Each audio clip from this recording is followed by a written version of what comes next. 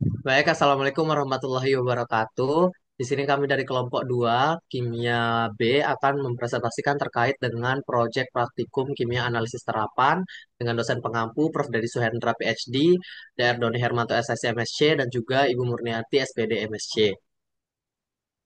Di mana anggota kelompok kami yaitu yang pertama adalah Ardelia Mufarihati dengan NIM 022, kemudian Alin Putri Hartiwi dengan NIM 016, Indah Hairul Barianti dengan NIM 028, Sanita dengan NIM 042, Nilasari dengan NIM 056, dan saya Emim Dusabil dengan NIM 078.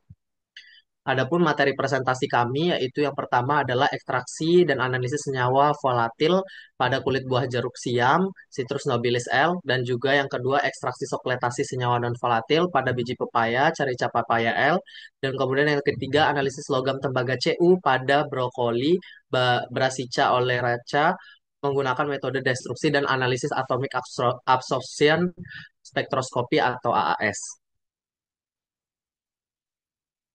Baik, adapun materi pertama akan dijelaskan oleh teman saya. Yang pertama, ekstraksi dan analisis senyawa volatil pada kulit buah jeruk siam. Next.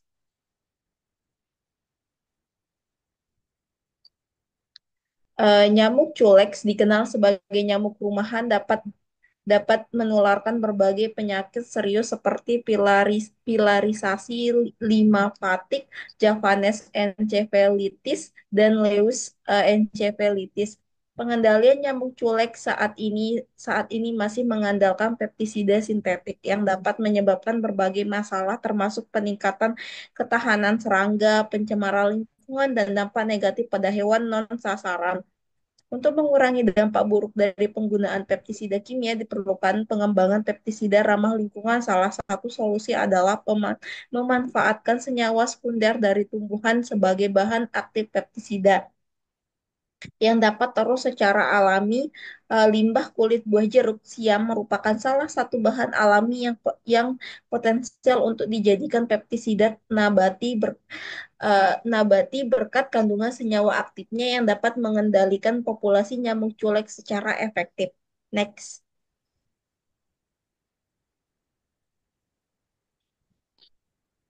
Kulit jeruk mengandung banyak nutrisi yang berfungsi sebagai sumber antioksidan alami.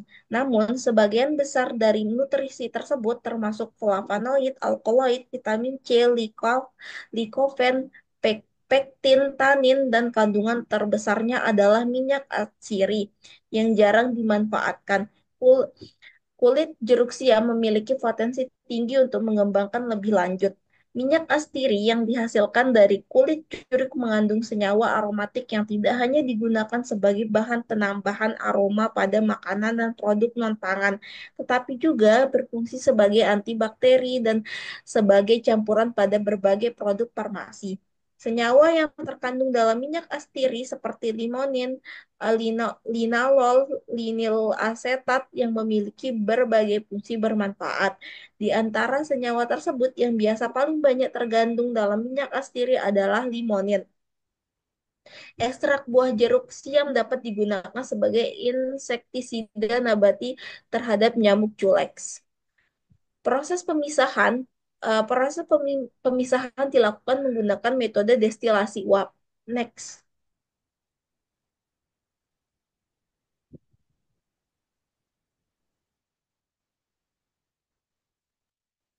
Kemudian di sini untuk prosedurnya sendiri, di mana dimulai dengan mencuci kulit jeruk siam, kemudian diiris tipis-tipis, kemudian ditimbang sebanyak 501,43 gram.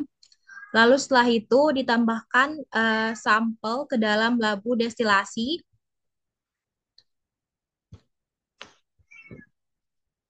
Setelah itu dilakukan proses destilasi selama 3 jam dengan suhu 100 derajat Celcius. Kemudian destilat berupa minyak yang dihasilkan disimpan ke dalam botol vial, lalu ditentukan rendemen hasil yang didapatkan. Selanjutnya, nah di sini untuk hasil pengamatannya hanya menampilkan beberapa komponen alat yang yang terdapat pada alat destilasi uap. Next.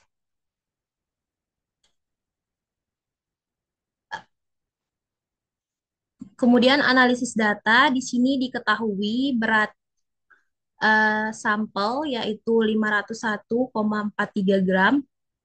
Kemudian berat minyak atsiri kulit jeruk yang diperoleh pada proses destilasi yaitu sebesar 32,1 gram.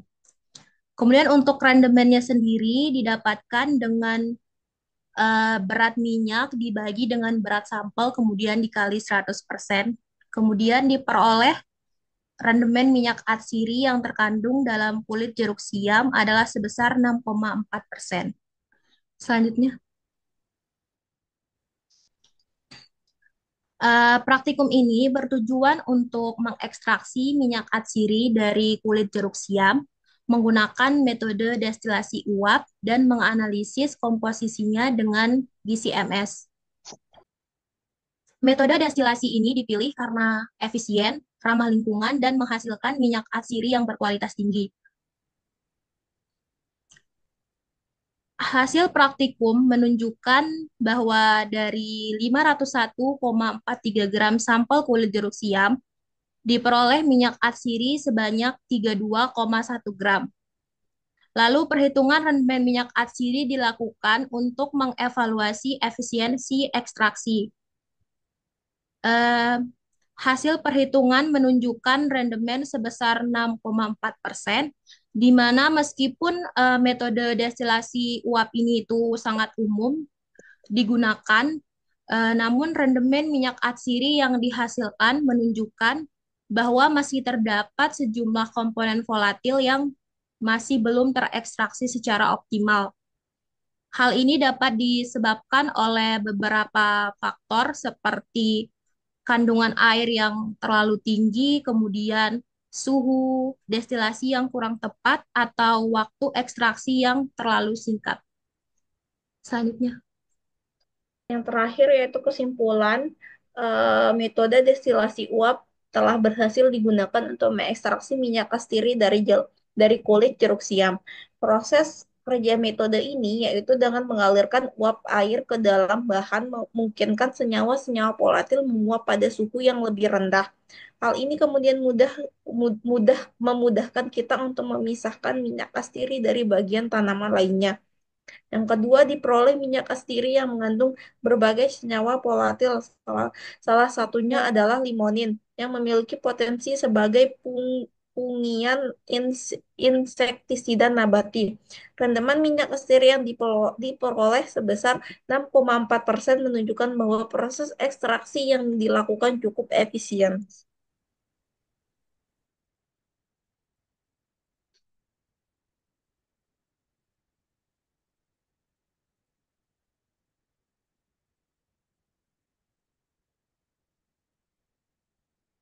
Yang kedua itu adalah ekstraksi sokletasi senyawa non volatil pada biji papaya. Kepada rekan saya disilahkan. Selanjutnya, ekstraksi sekretasi senyawa non-volatil pada biji pepaya atau Carica papaya L. Proyek ini dilatar belakangi oleh maraknya kasus COVID-19 yang dideklarasikan oleh WHO pada tanggal 9 Maret 2020. Kemunculannya di penghujung tahun 2019 atau di awal tahun 2020 itu telah memicu dampak yang signifikan di seluruh dunia. Di Indonesia sendiri, hingga tanggal 22 September 2022, tercatat 6.417.490 kasus dengan angka kematian 157.966 korban jiwa. Data ini menunjukkan bahwa COVID-19 merupakan agen infeksi yang telah menimbulkan dampak serius di berbagai sektor kehidupan. Oleh karena itu, diperlukan alternatif untuk mengurangi kasus ini. Sejumlah peneliti menemukan bahwa sebagian besar di antara penderita COVID-19 memiliki sistem imunitas tubuh yang lemah, sehingga lebih rentan terhadap infeksi yang lebih serius. Oleh karena itu, untuk menanggulangi kasus COVID-19 ini diperlukan sistem imunitas yang tinggi. Salah satu alternatif yang bisa digunakan adalah dengan mengonsumsi makanan-makanan yang kaya akan antioksidan, seperti biji pepaya.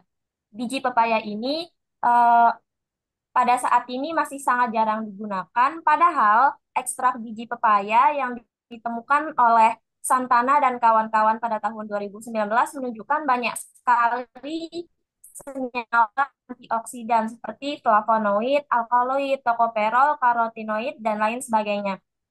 Menurut Suprayitno dan kawan-kawan pada tahun 2023, senyawa flavonoid sendiri dapat dimanfaatkan sebagai antioksidan untuk menanggulangi kasus COVID-19, meningkatkan sistem imunitas tubuh. Senyawa flavonoid ini dapat kita peroleh melalui metode ekstraksi sokletasi, yang merupakan metode ekstraksi berulang-ulang secara kontinu dengan menggunakan pelarut yang relatif sedikit.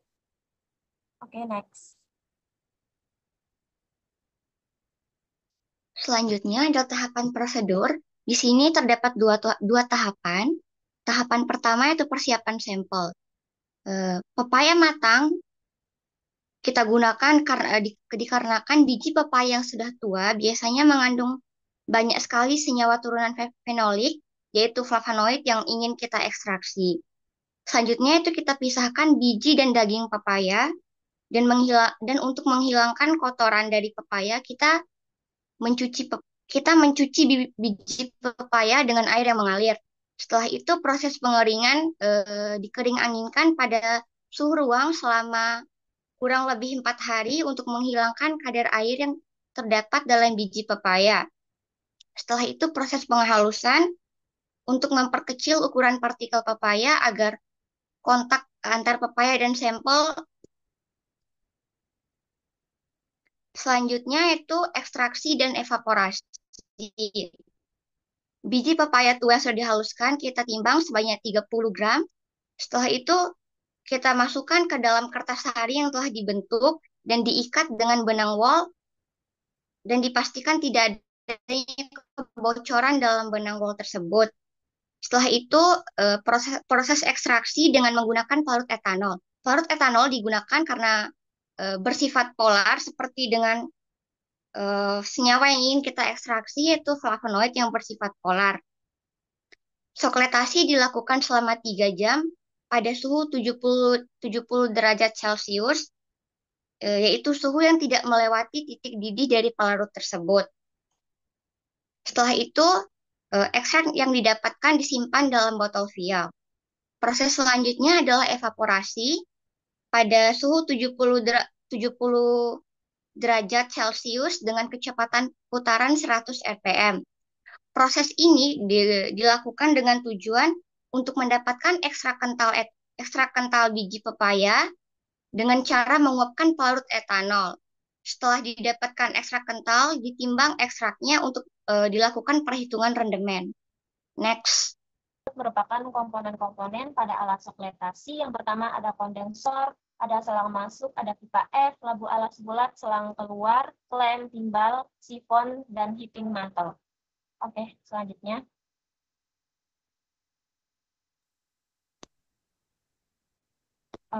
Selanjutnya, sebelumnya telah dijelaskan bahwa ekstraksi sokletasi menggunakan pelarut etanol 96%.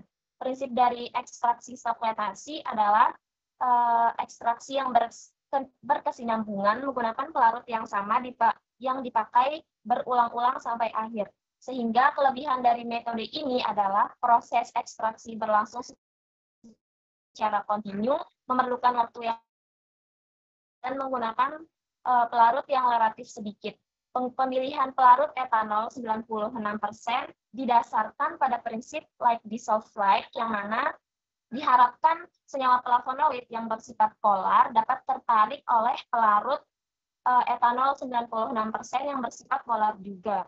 Selanjutnya nanti campuran antara senyawa flavonoid dan juga pelarutnya dipisahkan menggunakan evaporasi untuk menguapkan pelarut. Rendemen yang dihasilkan adalah sebesar 12 12,89%, yang artinya rendemen ini dapat dikatakan cukup rendah. Hal ini dapat disebabkan karena rusaknya komponen termolabil seperti flavonoid akibat pemanasan yang dilakukan secara terus-menerus pada proses ekstraksi sokletasi ini, atau juga bisa dikarenakan penggunaan pelarut yang kurang tepat, sehingga dibutuhkan penggunaan pelarut yang lebih polar untuk mengekstraksi senyawa flavonoid dari biji pepaya ini. Selanjutnya,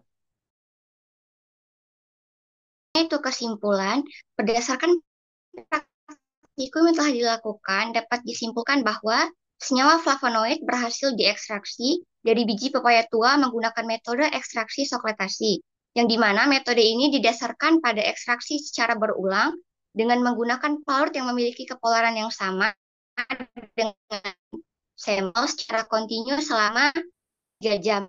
Rendemen di proses praktikum ini adalah sebesar 12,89% dengan massa ekstrak dan massa sampel berturut-turut sebesar 3,87 gram dan 30,02 gram. Pemanasan secara terus-menerus dengan suhu yang tinggi berpotensi merusak komponen termolabil seperti flavonoid, sehingga akan berpengaruh terhadap rendahnya rendemen yang diperoleh. Oleh karena itu, perlunya memperhatikan suhu dan waktu ekstraksi untuk memaksimalkan hasil ekstrak flavonoid. Next.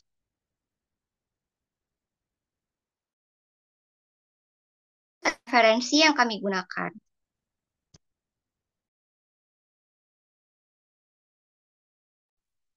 Baik, yaitu selanjutnya analisis logam tembaga CU pada brokoli Prassica oleracea menggunakan metode destruksi dan analisis atomic absorption spektroskopi atau AAS.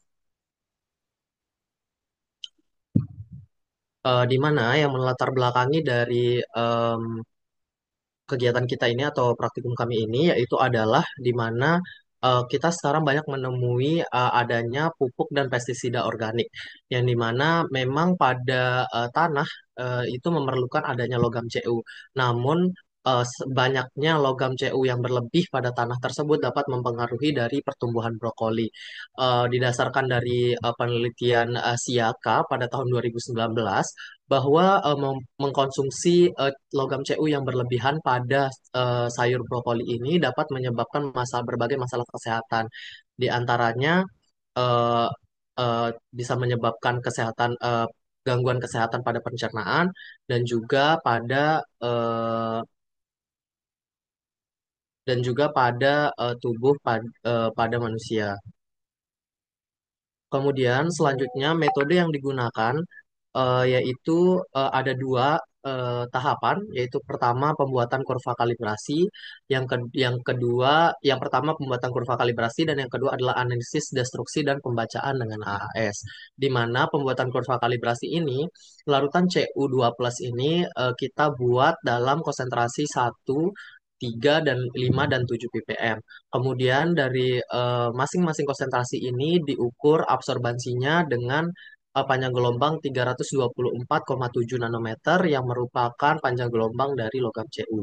Selanjutnya analisis destruksi dan pembacaan dengan AAS, di mana brokoli dicuci dengan bersih kemudian di blender halus. Setelah itu sampel brokoli ditambahkan dengan HNO3 dan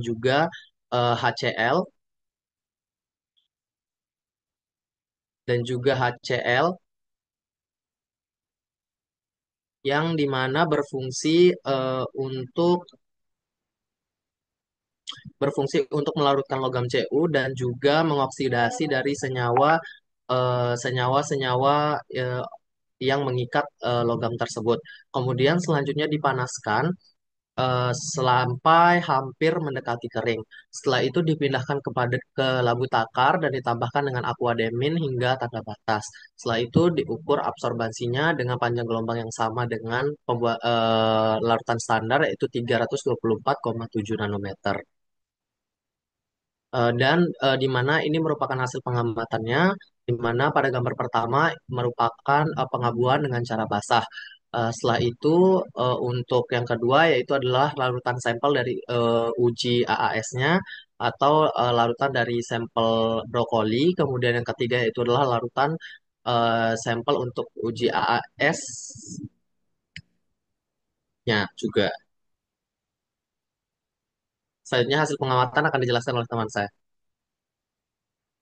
Eh, Baik, untuk hasil pengamatan didapatkan penentuan kurva kalibrasi di mana konsentrasi Cu 1 ppm, absorbansinya 0,06, eh, konsentrasi Cu 2 ppm yaitu 0,13, untuk konsentrasi Cu 4 ppm 0,256, konsentrasi Cu 6 ppm 0,364, konsentrasi Cu 8 ppm 0,455. Dan penentuan konsentrasi sampel pada sampel brokoli didapatkan absorbansi yaitu 0,001. Next. Kemudian untuk analisis datanya, didapatkan hubungan antara konsentrasi ion Cu2+ dengan absorbansi menunjukkan linear, di mana semakin tinggi konsentrasi, semakin besar nilai absorbansinya, sesuai dengan hukum Lambert-Beer. Grafik memberikan persamaan regresi, di mana Y sama dengan 0,1024 X kurang 0,0542 dengan koefisien korelasi yaitu R kuadrat sama dengan 0,9938, menunjukkan hubungan yang sangat. Koefisiennya yaitu 0,1024 yang menunjukkan sensitivitas absorbansi terhadap peningkatan konsentrasi. Sedangkan interceptnya yaitu minus 0,0542, ini dapat disebabkan oleh gangguan dari instrumen atau faktor lainnya. Next.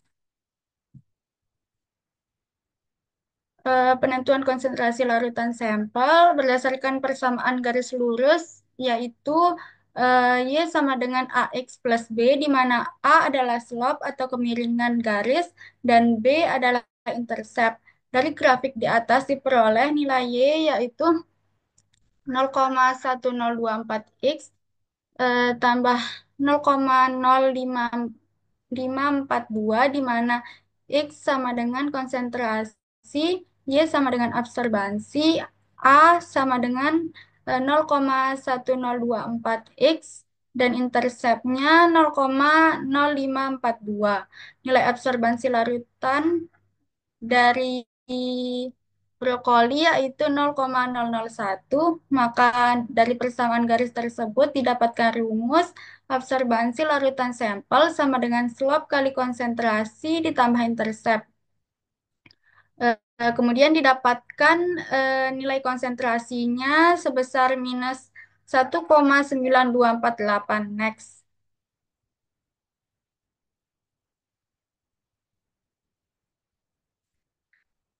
Eh, untuk pembahasannya, praktikum acara 3 ini bertujuan untuk menganalisis kadar logam tembaga dalam brokoli menggunakan metode destruksi basah dan spektrofotometri serapan atom atau AAS.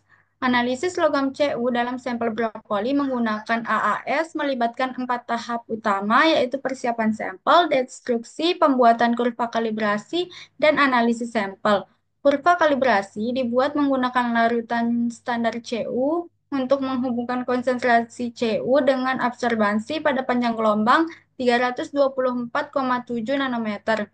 Grafik memberikan persamaan regresi yaitu Y sama dengan 0,1024 X dikurang 0,0542 dengan koefisien korelasi 0,9938. Hubungan antara konsentrasi ion Cu2+ dengan absorbansi menunjukkan linear, di mana semakin tinggi konsentrasi, semakin besar nilai absorbansinya. Hasil analisis sampel menunjukkan konsentrasi Cu sebesar 1,9248 ppm dihitung dari absorbansi yang terukur, menggunakan persamaan dari kurva kalibrasi. Fungsi dari analisis ini adalah untuk mengukur kadar logam Cu dalam sampel secara kuantitatif. Next. Kesimpulan yang didapat yaitu metode destruksi basah menggunakan campuran asam nitrat dan asam klorida dengan rasio 5:2 untuk melarutkan sampel brokoli menghasilkan larutan homogen yang siap dianalisis. Yang kedua, kandungan Cu dianalisis dengan AAS pada panjang gelombang 324,7 nanometer membandingkan data dengan kurva kalibrasi untuk menentukan konsentrasi Cu. AAS menunjukkan sensitivitas tinggi memungkinkan deteksi Cu dalam jumlah yang kecil. Baik, ini merupakan referensi yang kami gunakan. Eh, Sekian presentasi yang dapat kami sampaikan. Terima kasih. Wassalamualaikum warahmatullahi wabarakatuh.